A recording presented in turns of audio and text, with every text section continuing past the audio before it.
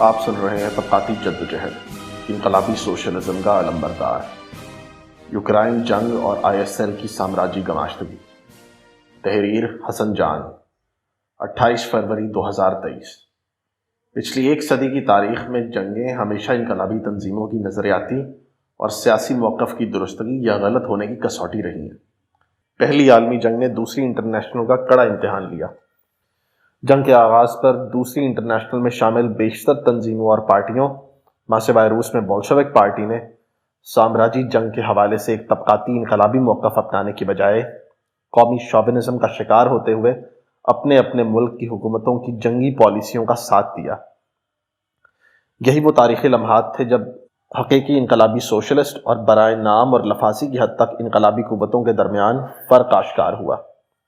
دوسری طرف اس طرح کی جنگیں ان تنظیموں اور پارٹیوں کی خامیوں اور کمزوریوں کو اور بھی بڑھاوا دیتی ہیں جو عام حالات میں سطح کے نیچے چھپے ہوتے ہیں اور نظر انداز کیے جاتے ہیں۔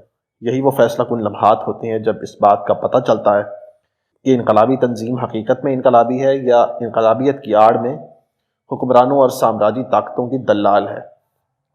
حالیہ یوکرائن روسی تنازع کے پس منظر میں ہونے والی جنگ نے بہت سی نام نہاد انقلابی تنظیموں کی اس اصلیت کو بے نقاب کیا ہے، جن میں سر فہرست انٹرنیشنل سوشلسٹ لیگ ہے، جو حالیہ تنازع میں کھل کر امریکی سامراج اور نیٹو کی گماشتگی میں پہلی صف میں شامل ہے اور اپنی اس سامراجی کاسلیسی کو مبہم انقلابی نعرے بازی میں چھپانے کی کوشش کر رہی ہے۔ روس یوکرائن تنازع کا پس منظر۔ یوکرین مشرقی یورپ میں واقع ایک ملک ہے جس کی مشرقی اور شمال مشرقی سرحدیں روس سے ملتی ہیں۔ ملک میں یوکرینی، روسی، تاتار سمیت متعدد قومیں آباد ہیں۔ ایک اندازے کے مطابق 67% آبادی یوکرینی زبان بولتی ہے۔ یہاں روسی زبان بولنے والوں کی ایک بڑی تعداد موجود ہے جو زیادہ تر روس سے ملحق سرحدی علاقوں اور جزیرہ نما کرائمیا میں آباد ہیں۔ روسی بولنے والوں کی تعداد کے بارے میں کوئی حتمی اعداد و شمار موجود نہیں ہے، لیکن بعض اندازوں کے مطابق یہ تعداد یوکرین کی آبادی کا 30% ہے۔ سوویت یونین کے ٹوٹنے کے بعد مشرقی یورپ کی آزاد شدہ ریاستوں کو مغربی سامراج نے روسی اثر و رسوخ سے نکالنے اور اپنے حلقہ اثر میں لانے کی کوششیں تیز کر دیں۔ 1999 میں چیک ریپبلک، ہنگری اور پولینڈ سامراجی عسکری اتحاد نیٹو کا حصہ بنے۔ 2004 میں Estonia, Latvia, Bulgaria, Romania, Slovakia, Slovenia اور لیتھوینیا نے نیٹو میں شمولیت اختیار کی۔ نیٹو کی یہ پیش قدمی سوویت یونین کے انہدام کے وقت مغربی ممالک کی جانب سے روس کو دیے گئے اس یقین دہانی کے باوجود عمل میں آئی جس میں انہوں نے نیٹو کو مشرق کی جانب 1 انچ بھی نہ پھیلانے کا عزم کیا تھا۔ لیکن روس ان شمولیتوں کے خلاف کوئی رد عمل نہیں دکھا سکا کیونکہ اب وہ اپنے ماضی کی پرچھائی بن کر رہ گیا تھا۔ 1998 میں روس سرکاری طور پر دیوالیہ ہو چکا تھا اور بدترین معاشی بحران کا شکار تھا۔ ایسے میں وہ نیٹو کے اس پھیلاؤ کے خلاف چاہ کر بھی کوئی رد عمل نہیں دکھا سکا۔ یوکرین میں روس اور مغربی سامراج کی اثر و رسوخ کی جنگ ملک کی مخصوص تاریخی، جغرافیائی اور قومیتی ترکیب کی وجہ سے زیادہ شدید تھی۔ ملک میں روس نواز اولیگارک، سرمایہ داری کی بحالی کے بعد قومی وسائل کی نجکاری اور لوٹ مار سے بننے والی بدقماش سرمایہ دار طبقہ ملک کو روسی دائرہ اثر میں، جبکہ مغربی نواز اولیگارک اسے یورپی یونین کا حصہ بنانے پر تلے ہوئے تھے۔ ملکی سیاست اور اقتدار پر انہی اولیگارکی کے مختلف دھڑے حاوی رہے ہیں۔ 1994 سے 2005 تک برسر اقتدار رہنے والے یوکرینی صدر لیونڈ کیچما نے 12 سالوں تک مغرب اور روس کے درمیان ایک انتہائی کمزور توازن قائم رکھنے کی کوشش کی، جس میں وہ کسی حد تک کامیاب بھی رہا۔ 2004 کے صدارتی انتخابات میں روس نواز اولیگارک وکٹر یاکونووچ ابتدائی مرحلے میں فاتح قرار پائے اور مغرب نواز اولیگارک وکٹر یشینکو ہار گئے۔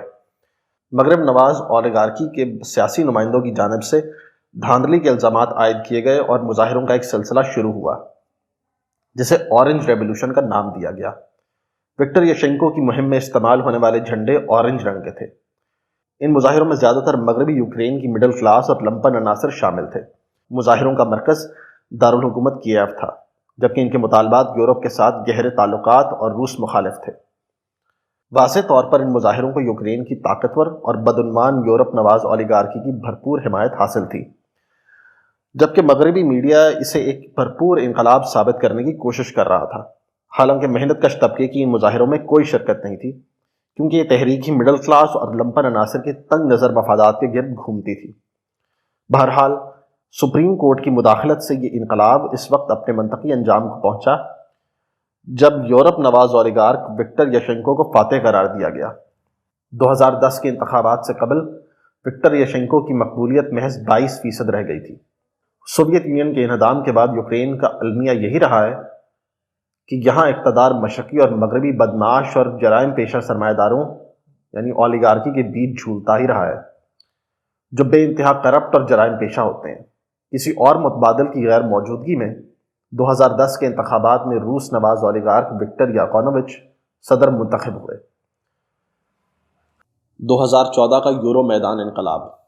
روس نواز صدر وکٹر یاکونووچ نے نومبر 2013 میں یوکرین کی پارلیمنٹ کی جانب سے یورپی یونین کے ساتھ قریبی تعلقات کی سفارشات کو مسترد کر دیا اور اس کی بجائے روس کے ساتھ قریبی تعلقات قائم رکھنے کا اعادہ کیا۔ اس سے قبل یاکونووچ نے عام تاثرات کے برعکس مغرب اور IMF کے کہنے پر ان تمام معاشی پروگراموں کو ملک میں لاگو کرنے اور یورپی یونین کے ساتھ قریبی تعلقات اور معاہدے کرنے کے لیے اقدامات بھی کیے، لیکن ان پروگراموں کو لاگو کرنے کے نتائج بھی اسے پتہ تھے۔ 2013 میں روسی صدر نے یوکرین کو یورپی یونین اور IMF کی طرف سے $838 ملین کے قرضے کی پیشکش، جس کے بدلے یوکرین کو نیو لبرل معاشی اقدامات بھی کرنے تھے، کہ برخلاف ایک ایسا پیکج پیش کیا جسے وہ انکار نہیں کر سکتا تھا، یعنی $15 ملین کا قرضہ اور سستی گیس، وہ بھی بنا کسی شرائط کے۔ یہی وہ موقع تھا جب یاکونووچ نے روس کا انتخاب کیا اور یورپی یونین کے ساتھ معاہدوں کو مسترد کر دیا۔ اس کے ساتھ ہی مظاہروں کا ایک نیا سلسلہ شروع ہوا۔ یہ مظاہرے تقریباً انہی خطوط پر استوار تھے جن پر 2014 کی نام نہاد اورنج انقلاب چلی تھی۔ بنیادی مطالبہ یورپی یونین سے قریبی تعلقات اور شمولیت تھی۔ مظاہرین کا مقبول نعرہ یوکرین یورپ ہے تھا۔ مظاہرے دارالحکومت کیف میں ہی مرتکز تھے۔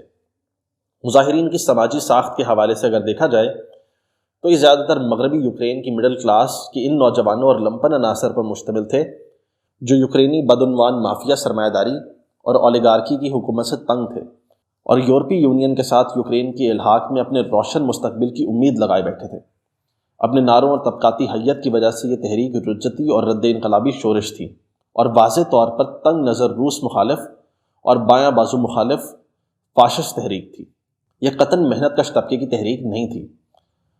یہ بدعنوان اولیگارکی اور مافیا سرمایہ داری کے خلاف برباد مڈل کلاس، لمپن عناصر اور انتہائی دائیں بازو کی جانب سے ایک رد عمل تھا، لیکن اس بار یہ مظاہرے زیادہ پرتشدد تھے۔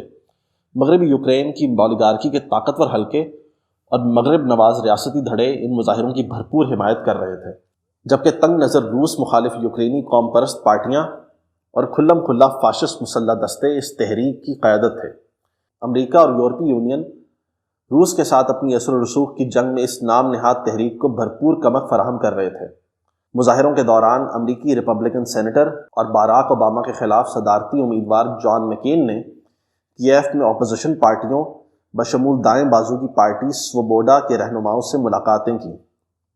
اس کے علاوہ امریکا کے اس وقت کے اسسٹنٹ سیکرٹری آف اسٹیٹ برائے یورپ اور یورو ایشیا وکٹوریا نولینڈ نے 2014 میں اقرار کیا تھا کہ امریکہ نے یوکرین میں اپنی پالیسیوں کی کامیابی کے لیے $5 ارب خرچ کیے ہیں۔ ایک اور انتہائی دلچسپ بات یہ بھی ہے جس کا اظہار وکٹوریا نولینڈ نے بعد میں کیا کہ وہ دائیں بازو کی اس رجتی تحریک کے دوران متعدد مرتبہ یوکرین بھی گئی، مظاہروں کو معائنہ کیا اور مظاہرین میں بسکٹ بھی تقسیم کیے۔ دوسری طرف یوکرین کی مغرب نواز میڈیا نے ان مظاہروں کو بھرپور کوریج دی۔ فاشسٹ گروہوں کی پرتشدد کارروائیاں جو زیادہ تر دارالحکومت کیف تک محدود تھی کے بعد 22 فروری 2014 کو صدر وکٹر یاکونووچ ملک سے فرار ہو کر روس چلا گیا اور ایک نئی مغرب نواز عبوری حکومت وجود میں آئی۔ اس کے بعد اس کے ساتھ ہی مشرقی یوکرین، جہاں زیادہ تر روسی زبان بولنے والے رہتے ہیں، میں نئی عبوری حکومت کے خلاف مظاہرے شروع ہوئے۔ اسی دوران روس نے فوج بھیج کر کرائمیا پر قبضہ کر لیا۔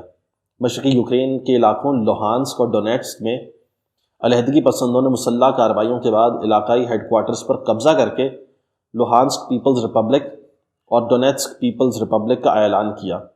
بلا شبہ ان کو روسی کمک بھی حاصل تھی۔ یورو میدان انقلاب کے بعد بننے والی نئی حکومت۔ کیف میں پیٹرو پوروشینکو کی قیادت میں نئی حکومت نے آتے ہی یورپی یونین کے ساتھ قریبی تعلقات اور معاہدوں کو حتمی شکل دے دی۔ امریکی سامراج اور مغربی حکومتوں نے پرجوش انداز میں نئی حکومت کا استقبال کیا، لیکن سب سے بڑھ کر یوکرینی ریاست کی حیت کو تبدیل کر دیا گیا۔ روسی زبان پر پابندی لگا دی گئی۔ سوویت دور کی باقیات کو ختم کرنے کے لیے ڈی کمیونائزیشن کا قانون پاس کیا گیا، جس کے تحت بائیں بازو کی تمام پارٹیوں پر پابندی لگا دی گئی۔ سوویت دور کے مجسموں بشمول لینن کے تمام مجسموں کو گرانے کی مہم کا آغاز کیا گیا۔ اس قانون کے تحت حتیٰ کہ کمیونسٹ ہونے کے جرم میں کسی شخص کو 5 سال قید کی سزا دی جا سکتی ہے۔ نئی ریاست کی آئیڈیالوجی دائیں بازو کی مہا یوکرینی قوم پرستی تھی، جس کا لازمی نتیجہ روس دشمنی اور مشرقی یوکرین میں بسنے والے روسی بولنے والے آبادی پر وحشتناک جبر تھا۔ یوکرینی فوج میں آزوف ریجیمنٹ جیسے انتہائی دائیں بازو کے فاشسٹ دستوں کو شامل کیا گیا، جن کا بنیادی نظریہ نیو نازی اور روس دشمنی ہے۔ ملک بھر میں نیو نازی فاشسٹ دستے پارکوں، تفریحی اور پبلک مقامات پر لوگوں کی اخلاقی پولیس کی مانند مانیٹرنگ کرتے ہیں۔ اس کے ساتھ ہی روس کو اپنے ایک اور حلقہ اثر سے ہاتھ دھونا پڑا، روسی پھیلاؤ یا نیٹو کا پھیلاؤ۔ جیسا کہ پہلے ذکر کیا گیا ہے کہ سوویت یونین کے انہدام کے وقت نیٹو نے غیر اعلانیہ طور پر روس کو یقین دہانی کرائی تھی کہ نیٹو کسی بھی صورت مشرق کی جانب 1 انچ بھی نہیں آئے گا، لیکن جیسا کہ ہم نے دیکھا کہ ایک کے بعد ایک سابقہ سوویت ریاستیں جنہیں روس اپنا حلقہ اثر سمجھتا ہے نیٹو میں شامل ہونے لگیں۔ 2008 میں روس کا جارجیا پر حملہ اسی تناظر میں ہوا تھا۔ جارجیا نیٹو کی ممبرشپ حاصل کرنے کی طرف جا رہا تھا، لیکن روسی حملے کے بعد یہ عمل رک گیا۔ روس میں سرمایہ داری کی بحالی جو مافیا سرمایہ داری کی شکل میں ظہور پذیر ہوئی ہے، اسے جو اولیگارکی برسر اقتدار آئی، وہ تمام سابق سوویت ریاستوں کو زار روس کی مانند اپنا حلقہ اثر سمجھتی ہے۔ سنجیدہ مغربی ماہرین نے بارہا اس بات کا خدشہ ظاہر کیا کہ مشرق کی جانب نیٹو کی پیش قدمی کسی بھی موقع پر سخت روسی رد عمل کو جنم دے سکتی ہے، لیکن سرمایہ داری کی بحالی کے بعد ہونے والی معاشی بربادی اور 1998 میں روسی معیشت کا دیوالیہ نکل جانا وہ اہم عوامل تھے جس کی وجہ سے روس سابق سوویت ریاستوں کی پے در پے نیٹو میں شمولیت پر کوئی سنجیدہ رد عمل نہیں دکھا سکا۔ لیکن معاشی دیوالیہ ہونے کے 10 سال بعد نسبتاً استحکام کے قیام کے بعد روس نے فوجی مداخلت کر کے بزور طاقت جارجیا کی نیٹو میں شمولیت کو روکا۔ یہ عمل روس کے مغربی اور امریکی حریفوں کو یہ پیغام تھا کہ روس ایک بار پھر دنیا کی بندر بانٹ میں اپنا پرانا تاریخی حصہ لینے پہنچ گیا ہے۔ 2014 کی یورو میدان انقلاب کے واقعات نیٹو کی مشرق کی جانب پھیلاؤ کی اسی پالیسی کا حصہ تھا۔ امریکی سامراج اور مغربی ممالک کی اس رجتی تحریک کے دوران بھرپور مداخلت یوکرین کو مغربی حلقہ اثر میں لانے کی کوششوں کا ہی تسلسل تھا، جس پر امریکی اسسٹنٹ سیکرٹری آف اسٹیٹ نے $5 ارب خرچ کرنے کا انکشاف کیا تھا۔ یوکرین میں ایک روس نواز حکومت کی اس انداز میں برطرفی اور اس کی جگہ ایک انتہائی دائیں بازو کی فاشسٹ حکومت کا برسر اقتدار آنا روس کے خطے میں اثر و رسوخ اور خود روس کی سیکیورٹی کے لیے خطرے کی گھنٹی تھی۔ مغربی ممالک شاطرانہ انداز میں روس کی یوکرین اور سابق سوویت ریاستوں میں اثر و رسوخ کو روسی توسیع پسندی قرار دیتے ہیں، لیکن یہ بیانیہ انتہائی منافقت پر مبنی اور حقائق کو توڑ مروڑ کر پیش کرنا ہے۔ رائج الوقت سٹیٹس کو اور بڑی طاقتوں کی عالمی بندربانٹ اور خطوں میں اثر و رسوخ کے غیر اعلانیہ عالمی تقسیم کے حساب سے وسطی ایشیائی ریاستیں اور روسی سرحد کے ساتھ سابق سوویت ریاستیں روس کا حلقہ اثر ہیں، لیکن سوویت یونین کے ٹوٹنے کے بعد امریکی سامراج کی پوری کوشش تھی کہ نئی روسی فیڈریشن کے قدم نہ ٹکنے پائیں اور نسلی بنیادوں پر روس کی تقسیم ہو۔ چیچن اسلامی علیحدگی پسندوں کی کارروائیوں کو مکمل امریکی حمایت حاصل تھی۔ اس تناظر میں اگر دیکھا جائے تو یہاں روسی توسیع پسندی کی بجائے مغربی سامراج اور نیٹو کی توسیع اور پھیلاؤ کا منظر سامنے آتا ہے۔ مشرقی یورپ اور بالخصوص حالیہ عرصے میں یوکرین میں ہونے والے واقعات نیٹو کی پیش قدمی اور توسیع پسندی ہے، ایک ایسے ملک میں جو روسی اثر و رسوخ کا خطہ رہا ہے جسے روس گنوانا نہیں چاہتا۔ اس سے بڑھ کر نیٹو کے پھیلاؤ کو روس اپنے لیے سیکیورٹی رسک سمجھتا ہے۔ یوکرین میں مغرب نواز نیو فاشسٹ حکومت کا برسر اقتدار آنا اور وہاں نیٹو کی موجودگی روس کے لیے سیکیورٹی رسک ہی تھی۔ یوکرین میں نیٹو کی توسیع پسندی کی کامیابی کی صورت میں یہ عمل یہیں تک محدود نہیں رہے گا، بلکہ مغربی سامراج قفقاز اور کیسپین کے خطے کو بھی اپنے حلقہ اثر میں لینے کی کوشش کرے گا تاکہ وہاں موجود توانائی کے بڑے ذخائر پر قبضہ کر سکے۔ یوں یوکرین کی جنگ دراصل اسی بربریت کو دہرانے کی کوشش ہے جو ہم افغانستان، عراق، لیبیا اور پھر شام میں پہلے ہی دیکھ چکے ہیں۔ یوکرین پر روس کا حملہ۔ فروری 2022 کے اواخر میں روس کی مداخلت اور کمک سے مشرقی یوکرین میں بننے والی لوہانسک پیپلز ریپبلک اور ڈونیٹسک پیپلز ریپبلک کو روس نے رسمی طور پر قبول کر لیا۔ اس کے علاوہ یوکرینی فوج کی ڈونباس میں روسی بولنے والوں کے قتل عام، 2014 کے بعد کیف میں بننے والی فاشسٹ حکومت کے اقدامات کو دیکھتے ہوئے ان دعووں کو رد نہیں کیا جا سکتا، روکنے کے نعرے کی بنیاد پر روس نے یوکرین پر فوجی حملہ کر دیا۔ بالآخر 8 سال کی سفارتکاری ناکام ہوئی۔ اس دوران روس کا امریکہ اور مغرب سے ایک ہی مطالبہ تھا کہ یوکرین کو نیٹو کا ممبر نہ بنایا جائے، اور یوکرینی حکومت اس بات کی گارنٹی دے کہ وہ کبھی بھی نیٹو کا ممبر نہیں بنے گا۔ امریکہ نے باشغاف الفاظ میں بار بار اس روسی مطالبے کو مسترد کیا۔ مغربی میڈیا نے روسی حملے کو پہلا تھپڑ کس نے مارا کے مصداق اس ساری صورتحال کا ذمہ دار روس کو ٹھہرایا، جبکہ مشرق کی جانب نیٹو کی پیش قدمی اور یوکرین میں نیٹو کی موجودگی اور پوری یوکرینی ریاست پر امریکی اسٹیٹ ڈپارٹمنٹ کے قبضے اور ان کی پالیسیوں کو ترتیب دینے کی حقیقت پر مکمل چپ سادھ لی۔ ایک عمومی اصول کے طور پر دونوں اطراف رجتی ہیں۔ نہ پیوٹن کی ریاست ترقی پسند ہے اور نہ ہی نیٹو کا مشرق کی جانب پھیلاؤ ترقی پسندانہ عمل ہے، لیکن حقائق کو اسی انداز میں پیش کرنا ہمارا فریضہ ہے جس طرح وہ رونما ہو رہے ہیں۔ جنگ کی بنیادی وجہ نیٹو اور مغربی سامراج کی جانب سے روس کے تاریخی حلقہ اثر میں 3 دہائیوں سے مداخلت کا اپنے عروج یعنی یوکرین پر قبضہ تھا۔ نیٹو نے خطے میں روس کے ساتھ اپنی جنگ میں طاقتوں کے توازن کو تبدیل کرنے کی کوشش کی، جس کا لازمی نتیجہ ایک بڑی جنگ کی صورت اختیار کرنا ایک فطری عمل تھا۔ بنیادی اشتعال انگیزی نیٹو کی جانب سے کی گئی، جس کے جواب میں روسی رد عمل ایک فطری امر تھا، لیکن تمام تر مغربی میڈیا منافقانہ انداز میں معاملے کو روسی آمریت اور جمہوری یوکرین کے درمیان جنگ قرار دے رہے ہیں۔ ISL کا یوکرین جنگ پر موقف اور سامراجی دلالی۔ حال ہی میں ISL کی جانب سے اپنی ویب سائٹ پر شائع کیے گئے آرٹیکل سے ان کی جنگ کے حوالے سے لا علمی اور رد انقلابی پوزیشن واضح ہوتی ہے۔ سب سے پہلے تو 2014 کی رد انقلابی تحریک اور واقعات کی تشریح ہی ان کی سیاسی وابستگی اور سامراجی دلالی کو واضح کرتی ہے۔ ISL کی تاسیس کی سرخیل تنظیم MST نے 2014 میں یورو میدان کو بھرپور سپورٹ کیا اور اسے ایک جمہوری تحریک قرار دیا۔ انہوں نے یوکرین میں عالمی طاقتوں کی اثر و رسوخ کی جنگ، پراکسی وار اور ان واقعات پر ان کے اثرات کو زیادہ اہمیت نہیں دی۔ 7 فروری 2014 کو یوکرین کے واقعات پر MST کے ایک آرٹیکل کا عنوان تھا، یوکرین عظیم جمہوری انقلاب جس نے یاکونووچ کی حکومت کو ہوا میں معلق کر دیا۔ آرٹیکل میں لکھا گیا، اس جبر کے رد عمل میں ایک حقیقی جمہوری انقلاب نے جنم لیا، جس کے نتیجے میں وزیر اعظم اپنی کرسی سے ہاتھ دھو بیٹھا اور صدر کے استعفے کا بھی امکان ہے، جو پوری سیاسی حکومت کو نقصان پہنچا سکتی ہے۔ اتنی دور سے بھی ہمیں عوامی تحریک کو تیز کرنا چاہیے، جو اپنی تمام تر کنفیوژن کے باوجود ایک ناقابل شکست جمہوری انقلاب کر رہے ہیں، جو اپوزیشن کی اولیگارکی اور ان کے فاشسٹ گینگ کا مقابلہ کر رہی ہے۔ اب سوال یہ ہے کہ کون کس اپوزیشن اولیگارکی اور ان کے فاشسٹ دستوں کا مقابلہ کر رہی تھی؟ حقیقت یہ ہے کہ روس نواز حکومت کے خلاف تمام مسلح کارروائیاں فاشسٹ دستے کر رہے تھے، اور تحریک کی قیادت ہی مغرب نواز اولیگارکی کی اپوزیشن کے نمائندوں کے ہاتھوں میں تھی۔ اسی آرٹیکل میں 2013 کی ترکی کی تقسیم اسکوائر کی تحریک کو بھی جمہوری انقلاب کہا گیا۔ MST کی جانب سے ہر تحریک کو جمہوری انقلاب اور بورژوا جمہوریت کے ساتھ رومانویت کی حد تک شغف ایک تاریخی مسئلہ ہے، جس پر آگے روشنی ڈالی جائے گی۔ ISL موجودہ جنگ کو اسی انداز میں دیکھتی ہے جس طرح BBC اور کارپوریٹ میڈیا کے دیگر نمائندے دیکھتے ہیں، اور جنگ کی اصلیت کو واضح کرنے کے بجائے اسے کنفیوز کر کے امریکی سامراج کی بالواسطہ خدمت کر رہی ہے، یعنی علت اور معلول، کاز اینڈ ایفیکٹ کو گڑبڑ کر کے نیٹو کے موقف کو عوامی حمایت دلوانے کی کوشش کر رہی ہے۔ روس کے حملے کو بنیادی علت یعنی کاز قرار دیا جا رہا ہے، جبکہ نیٹو کی مداخلت کو معلول یا ثانوی عمل ثابت کرنے کی کوشش کی جا رہی ہے۔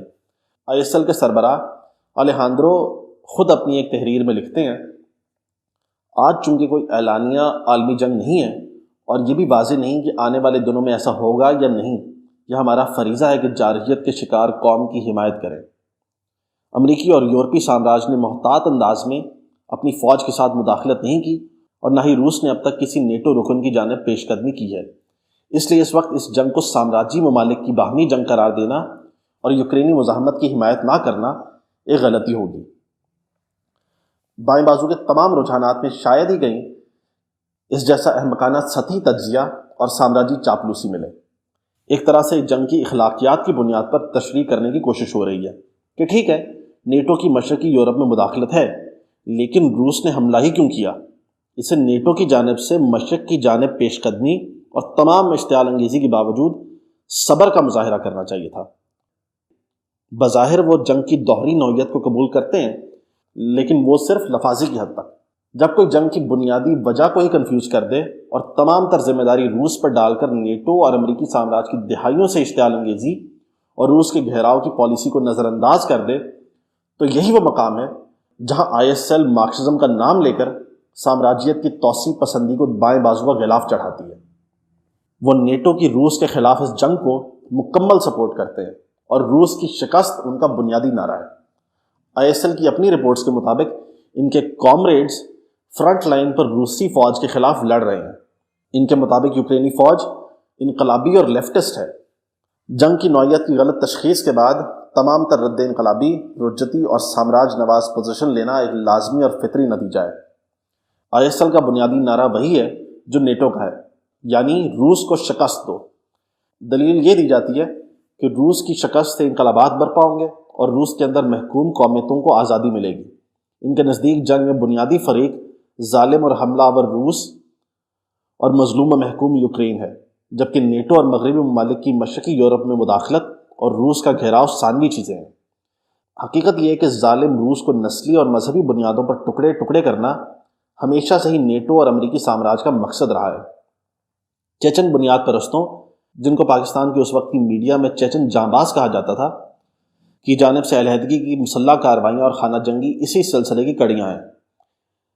21ویں صدی کے آغاز میں تیل کی بڑھتی ہوئی قیمتوں نے روس کو معاشی طور پر مستحکم کیا اور اس استحکام کی بنیاد پر نہ صرف اس علیحدگی کی مسلح تنظیموں کو کچلا، بلکہ جارجیا پر بھی حملہ کر کے اسے نیٹو میں شمولیت سے روکا۔ دوسری جانب مظلوم یوکرین ہے، جو امریکی سامراج کی ایک دم چھلا ریاست ہے۔ نیٹو اپنے تمام تر عسکری ساز و سامان کے ساتھ وہاں موجود ہے، ایک نیو فاشسٹ ریاست جو وہاں دیگر محکوم قومیتوں بالخصوص روسی بولنے والوں کو کچل رہا ہے۔ مغربی یوکرین میں آباد روسیوں کو زبردستی نکالا جا رہا ہے۔ اگرچہ اس جنگ میں عام یوکرینی شہری بھی نشانہ بن رہے ہیں، لیکن یہ قطعاً سامراجی کیمپوں میں شمولیت کر کے ان کا اعلیٰ کار بننے کا جواز نہیں ہے۔ ISL کے سربراہ اپنی سامراجی گماشتگی کو درست ثابت کرنے کے لیے 1937 میں چین پر جاپان کی جارحیت کی مثال دے کر ٹروٹسکی کا حوالہ بھی دیتے ہیں۔ حالانکہ جاپان اور چین کی جنگ کی صورتحال آج کی جنگی صورتحال اور جنگ کے محرکات سے بہت مختلف تھی۔ اس وقت جاپان ایک سامراجی طاقت تھا جس نے اپنے سامراجی عزائم اور سلطنت کی وسعت کے لیے چین پر حملہ کیا تھا۔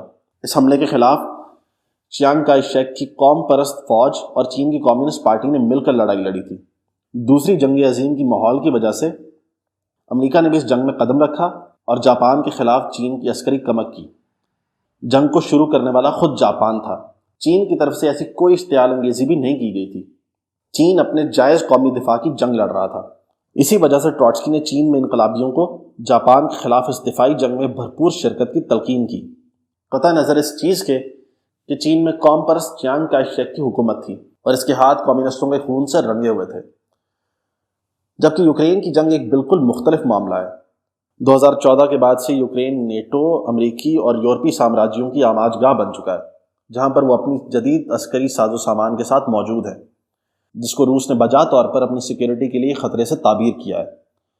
روس کی تمام تر وارننگز کے باوجود نیٹو کی جانب سے اشتعال انگیزی جاری رہی، جس کا لازمی نتیجہ روس کے حملے کی صورت میں برآمد ہوا۔ یہ جنگ قطعاً روس اور یوکرین کی نہیں، بلکہ روس اور نیٹو کی ہے۔ برطانیہ یوکرینی فوجیوں کو برطانیہ میں تربیت دے رہا ہے، اور امریکی کانگریس نے پچھلے سال مئی میں یوکرین کے لیے $50 ارب کی عسکری امداد کی منظوری دی تھی۔ امریکہ اور مغرب اس جنگ کو اپنی جنگ سمجھ کر لڑ رہے ہیں۔ روسی فوج کی مختلف علاقوں سے پس قدمی اور بڑے پیمانے پر نقصانات نیٹو کی عسکری کمک کے بغیر ممکن نہیں تھے۔ ISL کا روس کو شکست دو کا نعرہ انتہائی مجرد تاریخی تمثیل یعنی جنگی انقلابات کی دایا ہوتی ہیں کی بنیاد پر کھڑی ہے۔ ان کے مطابق روس کی شکست کے نتیجے میں روس میں محنت کشوں اور محکوموں کی تحریکیں نکلیں گی اور پیوٹن کے اقتدار کا خاتمہ کریں گی۔ لیکن اس تناظر کی تمام تر بنیاد جنگ کی نوعیت کی غلط تشخیص اور خوش فہمیوں پر مبنی ہے۔ سب سے پہلے تو روس کی شکست کی صورت میں یوکرین میں ایک نیو فاشسٹ حکومت کی موجودگی کی وجہ سے یوکرین میں فاشسٹوں اور دائیں بازو کی قوتوں کے حوصلے مزید بلند ہوں گے۔ محکوم قومیتوں بالخصوص روسی بولنے والوں کے نسلی قتل عام کے قوی امکانات ہیں، حتیٰ کہ جنگ سے پہلے بھی روسی زبان بولنے پر مکمل پابندی لگ چکی تھی اور ان کے قتل عام کی رپورٹیں مسلسل آتی رہی ہیں۔ اپریل 2022 میں یوکرینی صدر زیلنسکی نے اعلان کیا تھا کہ جنگ میں یوکرین کی فتح کے بعد یوکرین کو نیا اسرائیل بنایا جائے گا۔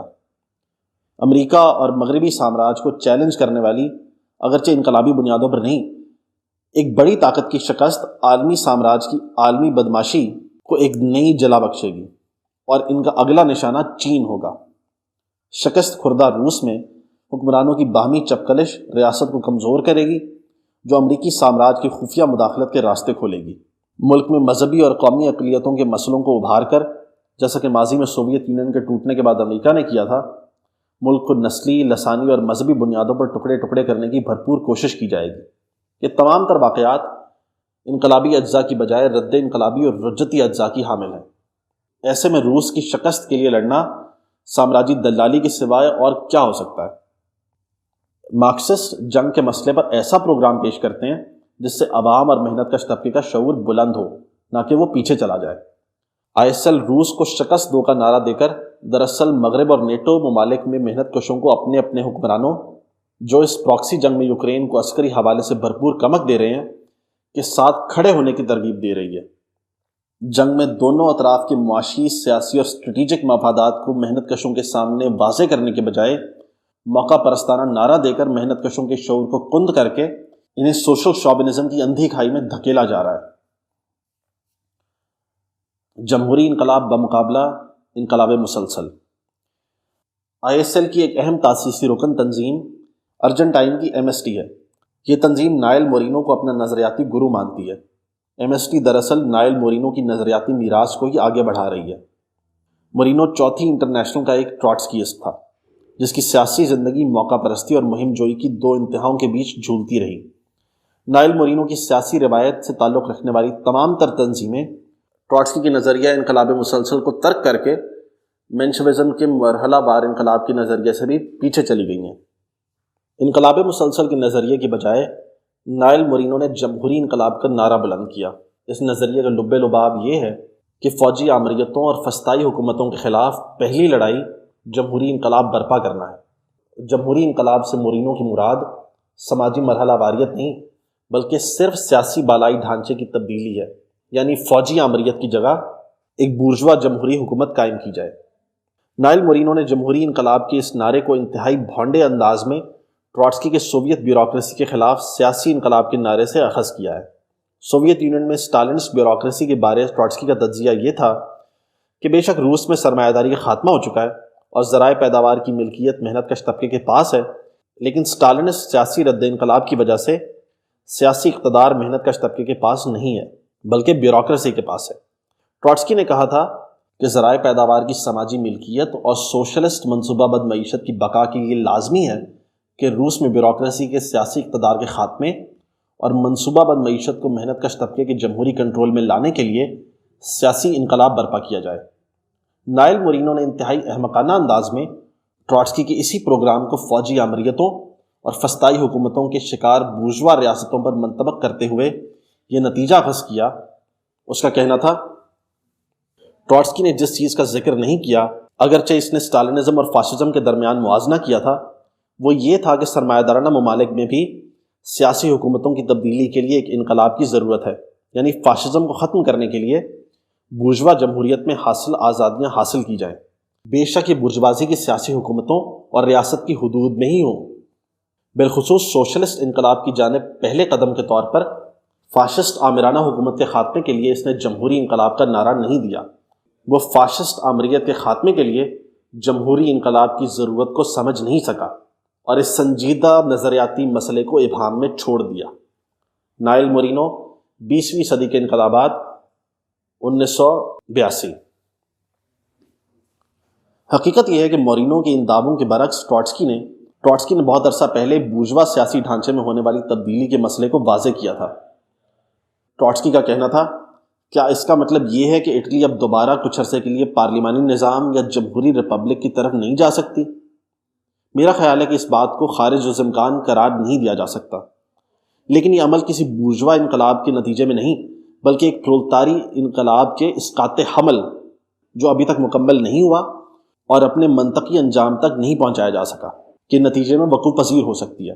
ایک وسیع انقلابی تحریک اور عوامی جدوجہد کے دوران اگر پرولتاری حرب الدستہ طاقت پر قبضہ کرنے میں ناکام ہوتا ہے تو برجوازی اپنے اقتدار کو جمہوری بنیادوں پر بحال کر سکتی ہے۔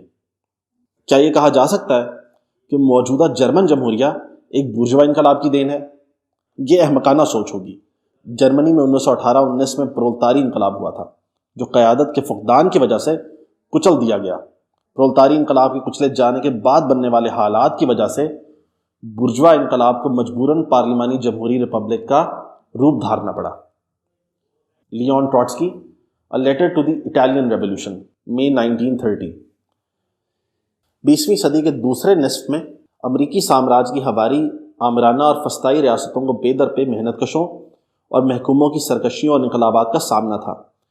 ان انقلابات کو سرمایہ داری کے خاتمے پر منتج ہونے سے روکنے کے لیے سامراج نے جمہوری انقلاب کے نعرے کو مقبول عام بنا دیا، جس کا بنیادی مقصد سرمایہ دارانہ پیداواری رشتوں کی حفاظت اور صرف بالائی سیاسی ڈھانچوں میں کاسمیٹک تبدیلی یعنی فوجی آمریت کی جگہ بورژوا پارلیمانی جمہوریت قائم کرنا تھا، تاکہ بالادست طبقات کی حکمرانی اور ان کی ملکیت محفوظ رہے۔ نائل مورینو نے جمہوری انقلاب کا نعرہ لگا کر دراصل عالمی سطح پر امریکی سامراج کی انقلابات کو جمہوری رد انقلاب کے ذریعے کچلنے کے رجتی عزائم کو بائیں بازو کی حمایت فراہم کی۔ محکوموں، محنت کشوں اور غریب کسانوں کی سرمایہ داروں کے خلاف تحریکوں کو عالمی کارپوریٹ میڈیا اور اس کے زرخرید دانشوروں نے ہمیشہ جمہوری اور انسانی حقوق کی جدوجہد کا نام دیا ہے اور جان بوجھ کر ان تحریکوں کے ملکیتی رشتوں کو اکھاڑ پھینکنے کے کردار کو چھپایا ہے۔ حالانکہ اس طرح کی تمام تر تحریکوں میں مزدوروں نے فیکٹریوں پر قبضے کیے اور کسانوں نے جاگیروں کو اپنی تحویل میں لیا۔ 60 اور 70 کی دہائیوں میں France, Portugal, Spain, Pakistan, Iran, Indonesia وغیرہ میں چلنے والی تحریکوں میں محنت کشوں نے رائج الوقت قوم ملکیتی رشتوں کو چیلنج کیا۔ ان سب تحریکوں کا کردار واضح طور پر سوشلسٹ تھا، جس سے مورینوسٹ گروپوں نے بے شرمی سے جمہوری انقلابات کا نام دے کر امریکی سامراج کی دلالی کی۔ ایک بات واضح رہے کہ مورینو کا جمہوری انقلاب اسٹالنسٹ جمہوری انقلاب سے بھی زیادہ رجتی ہے، کیونکہ اسٹالنسٹ کم از کم بورژوا جمہوری انقلاب کے فرائض کی تکمیل کی بات کرتے ہیں، جبکہ مورینوسٹ صرف پارلیمانی جمہوریت کے قیام کی بات کرتے ہیں، یعنی صرف آمریت کی جگہ ایک پارلیمانی جمہوریت۔ اسی بنیاد پر مورینو کی وفات کے بعد مورینوسٹ انٹرنیشنل ورکرز لیگ IWL نے سوویت یونین کے انہدام کا جشن منایا اور اسے ایک جمہوری انقلاب کا نام دیا۔ بات یہیں پر ختم نہیں ہوتی۔ پچھلی 2 دہائیوں میں امریکی سامراج نے تمام تر ناپسندیدہ ریاستوں میں اپنے زرخرید گماشتوں کے ذریعے کلر ریولوشن، اورنج ریولوشن اور دیگر اقسام کے انقلابات کو جمہوریت کے نام پر آگے بڑھایا ہے، تاکہ ان ریاستوں میں اس طرح کی محلاتی تحریکوں کے ذریعے اپنی مرضی کی جمہوری حکومتیں قائم کی جائیں۔ اس کی سب سے اچھی مثال یوکرین میں 2014 کا نام نہاد یورومیدان انقلاب تھا۔ حسب روایت مورینوسٹ رجحان کی حامل ارجنٹینا کی MST نے اس سامراجی سازش کو عظیم جمہوری انقلاب کا نام دیا، جس کا پہلے ذکر کیا جا چکا ہے۔ MST نے لیبیا پر نیٹو کی بمباری کو جمہوری انقلاب اور آمریت کے خلاف جنگ کے نام پر بھرپور حمایت دی۔ اسی طرح شام میں سامراجی مذہبی پراکسیوں کو انقلابی گردانا۔ تمام تر مورینوسٹ رجحانات اور گروہ ایک ہی نظریاتی لائن پر چلتے ہیں۔ انٹرنیشنل ورکرز لیگ FI نے افغانستان سے امریکی انخلاء کے وقت طالبان کے بارے میں لکھا تھا، یہ افغان عوام کی سامراجیت کے خلاف ایک ترقی پسند جدوجہد تھی اور ہم نے اس کی حمایت کی۔ تاہم ہمیں یہ نہیں بھولنا چاہیے کہ طالبان کا بورژوا کردار اسے سامراج کے خلاف جدوجہد کو مکمل کرنے نہیں دے گا۔ مورینو اس تنظیموں کی وجہ سے ہی بہت سی اسٹالنسٹ پارٹیاں آج بھی ٹروٹسکی اس تنظیموں کو امریکی سامراج اور CIA کی B ٹیم کہتی ہیں۔ ISL کا پاکستانی سیکشن۔ ISL کا پاکستانی سیکشن دراصل طبقاتی جدوجہد سے نکالا گیا وہ ٹولہ ہے جنہوں نے اپنے مخصوص گروہی مفادات کی خاطر ISL میں تمام تنظیمی دستور کو بالائے طاق رکھ کر وارداتی شمولیت کی تھی، اور اسی طرح کی انتشاری اور تخریبی سرگرمیوں کی پاداش میں اس ٹولے کو طبقاتی جدوجہد سے بے دخل کر دیا گیا۔ پاکستان کے بائیں بازو میں مورینوسٹ رجحان نے شاید پہلی بار سرایت کی ہے۔ اس سے پہلے شاید ہی بائیں بازو میں اس طرح کی رد انقلابی اصلاح پسندی، سامراجی گماشتگی اور ریاستی دلالی دیکھنے میں آئی ہو۔ نظریاتی اور سیاسی طور پر بانجھ یہ سیکشن ISL میں شامل ہونے کے بعد اس نتیجے پر پہنچا کہ ماضی میں وینزویلا سے متعلق ان کی پوزیشن لا علمی کی وجہ سے غلط تھی۔ اب چونکہ وینزویلا میں ISL کا ایک سیکشن ہے، ان کی معلومات کے مطابق صورتحال ویسی نہیں جیسا کہ ہمیں پہلے بتایا گیا، اس لیے وینزویلا پر ہمیں اپنی پوزیشن پر نظر ثانی کرنی چاہیے۔ دراصل مورینوسٹ نظریات کی حامل تمام ٹراٹسکی اس تنظیمیں اپنی فنی خرابی کی وجہ سے امریکی سامراج کی پوزیشن پر چلتے ہوئے دنیا میں تمام تر تنازعوں کو جمہوریت اور آمریت کے درمیان جنگ کے طور پر دیکھتی ہیں۔ وہ وینزویلا میں نکولس ماڈورو کی سامراج مخالف حکومت کو آمریت، جبکہ CIA کے تخلیق کردہ اپوزیشن لیڈر گائیڈو کو جمہوریت کا چیمپئن سمجھتی ہے۔ یوکرین جنگ کے مسئلے پر ان کی پاکستانی قیادت کھل کر نام نہاد یوکرینی مزاحمت کی حمایت کرتی ہے، اس حقیقت کو خاطر میں لائے بغیر کہ یہ نام نہاد مزاحمت کون کر رہا ہے اور کیا واقعی یہ یوکرین کی دفاعی جنگ ہے۔ اس پاکستانی قیادت کی سیاسی اور نظریاتی کھوکھلی پن کی حالت ان کے اس جملے سے واضح ہوتی ہے: یوکرین کے نیٹو کی طرف جھکاؤ سے روسی جارحیت کا جواز نکالنے والی پوزیشن وہی ہے جو طالبان کی دہشت گردی کو امریکی جارحیت کا جواز بتاتی ہے۔ کسی بھی قسم کے سنجیدہ سیاسی تجزیے اور آزادانہ موقف اپنانے کی اہلیت سے محروم یہ قیادت طوطے کی طرح انہی جملوں کو بار بار رٹتی ہے جو ISL کے موقع پرست لیڈر الیجاندرو نے اپنے تحریروں میں بیان کیے ہیں۔ ایک حالیہ میٹنگ میں ISL کی پاکستانی قیادت نے ان الفاظ میں نام نہاد یوکرینی مزاحمت کا دفاع کیا: ایک ظالم ملک روس نے ایک مظلوم ملک یوکرین پر حملہ کیا ہے۔ بحیثیت مارکسسٹ ہمارا فرض بنتا ہے کہ ہم مظلوم کا ساتھ دیں۔ اس کے ساتھ اس نے جنگ کے اوپر لینن کی ڈیفیٹسٹ پوزیشن کا بھی مذاق اڑایا، حالانکہ اس طرح کی پراکسی جنگ میں لینن کی یہ حکمت عملی پہلے سے زیادہ قابل عمل ہے۔ پیچیدہ عالمی منظرنامے کو اتنی سادگی اور سرسری انداز میں دیکھنا بھی مورینوسٹ رجحانات کا اعزاز رہا ہے۔ مارکس کے بقول اگر چیزوں کی ظاہری اور باطنی کیفیت میں کوئی فرق نہ ہوتا تو سائنس کی ضرورت ہی نہ ہوتی۔ یوکرین میں امریکی سامراج نے روس کے خلاف جہاں پورے یورپ سے سفید فام نسل پرستوں کے مسلح دستوں کو اکٹھا کیا ہے، وہیں شام اور عراق سے داعش اور النصرہ فرنٹ کے انتہا پسندوں کو بھی فرنٹ لائن پر روس کے خلاف بھیجا جا رہا ہے۔ تمام قسم کے اسلامی بنیاد پرستوں کا خالق بہرحال امریکہ اور CIA ہے۔ ان تنظیموں کے امریکہ کے ساتھ مختلف علاقائی معاملات کے حوالے سے لاکھ اختلافات ہوں، لیکن یہ گروہ اپنی معاشی لائف لائن یعنی منشیات کی عالمی ترسیل کے لیے پھر امریکہ اور CIA کی عالمی نیٹ ورک کے دستے نگر ہے۔ اس لیے آخری تجزیے میں ان ساری بنیاد پرست تنظیموں کو امریکہ کے ساتھ ایک ہی دسترخوان پر بیٹھنا پڑتا ہے۔ یہ بات اب روز روشن کی طرح عیاں ہے کہ پاکستانی ڈیپ سٹیٹ جو ان تمام تنظیموں کو اپنے اسٹریٹجک اثاثے مانتی ہے اور ان کی تمام تر کالی معیشت کی ضامن ہے، یوکرین کی اس جنگ میں امریکہ اور نیٹو کے ساتھ کھڑی ہے۔ پاکستان اور افغانستان سے ان تنظیموں کو یوکرین کی جنگ میں بھیجنے کا راستہ دیا جا رہا ہے اور ان تمام بنیاد پرست گروپوں کو یوکرین میں امریکہ کی نمک حلالی کا موقع دیا جا رہا ہے۔ ایسے میں ISL کے پاکستانی سیکشن کا کھل کر یوکرین کی نام نہاد مزاحمت کا دفاع کرنے کا مطلب صرف یہی ہے کہ جہاں عالمی سطح پر مورینوسٹ رجحانات ہمیشہ امریکی سامراج کی بی ٹیم رہے ہیں، وہیں پاکستانی مورینوسٹ اس جنگ کے پس منظر میں مزید گر کر پاکستانی ڈیپ سٹیٹ اور ان کی بغل بچہ تنظیموں، لشکر جھنگوی، طالبان اور ان کے مختلف دھڑوں کے ساتھ ایک ہی صف میں کھڑے ہیں۔